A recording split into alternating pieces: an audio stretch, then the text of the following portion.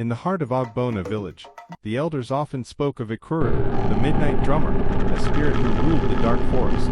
They warned, when the drumbeat calls, do not answer. Ikuru spares no soul. His drumbeats, they said, were a trap for the bold and the foolish, pulling them into the forest never to return. Okshakwu, a proud and skilled hunter, dismissed these stories as superstition. A mere spirit cannot scare me, he declared one night as the village gathered around the fire. The elders shook their heads, and his mother pleaded with him, do not test what you do not understand, my son.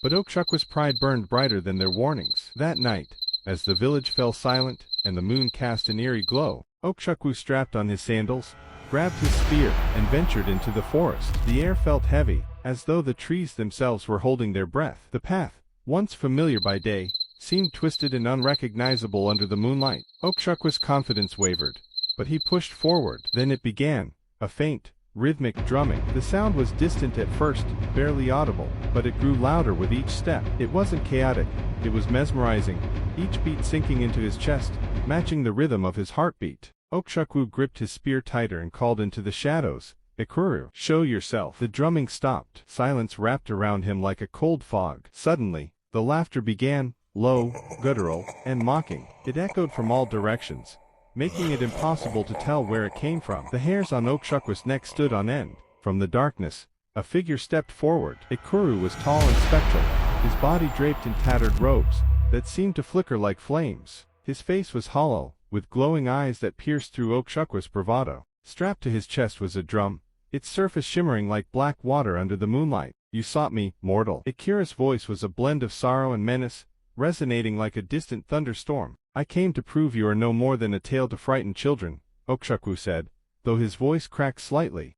Ikuru smiled, revealing teeth as sharp as daggers. Then let us see what truth you find. With a single strike to his drum, the forest came alive. The ground trembled. Ikuru struck his drum harder, the sound reverberating through the forest, turning the air into a suffocating weight. Okshakwu's memories unraveled like threads in a storm, leaving him clutching at his spear with trembling hands. What are you doing to me? He gasped, his voice barely audible over the relentless drumbeats. Ikuru tilted his head, his hollow eyes burning brighter. I am showing you the truth. You, who walk with pride and defy the balance of the world, must learn that even the strong have limits. Desperation surged through Okshakwu as he stumbled forward, his body no longer his own. Each beat of the drum felt like a chain tightening around his soul. He screamed and lunged at Ikuru with his spear, aiming to silence the drum once and for all.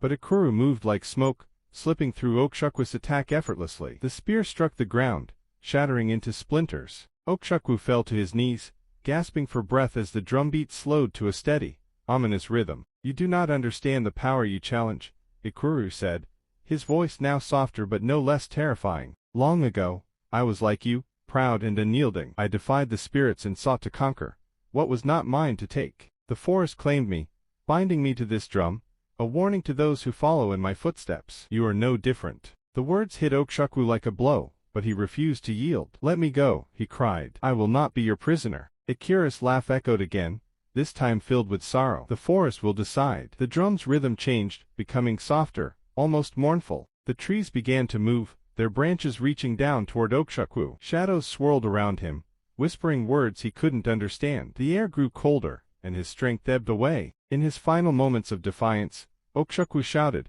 I am not afraid. But as the shadows closed in, his voice faltered. When dawn broke over Ogbona, the villagers ventured cautiously to the forest's edge. They found Okshakwu lying in the dirt, his hair stark white and his once bright eyes dull and vacant. His hands clutched a strange, blackened drum that seemed to hum faintly with a rhythm of its own. The elders shook their heads. He challenged the spirit and lost. Now he carries the curse. Okshakwu never spoke again, nor did he return to the forest. But on moonlit nights, the villagers swore they could hear the faint sound of drumming, echoing through the trees. Some said it was Ikuru, continuing his eternal vigil. Others believed it was Okshakwu, trapped in the rhythm of the midnight drummer, a warning to those who dared to defy the spirits. From then on, the forest was left untouched, its shadows respected, and the tale of Ikuru lived on, a chilling reminder that pride could lead even the bravest to ruin.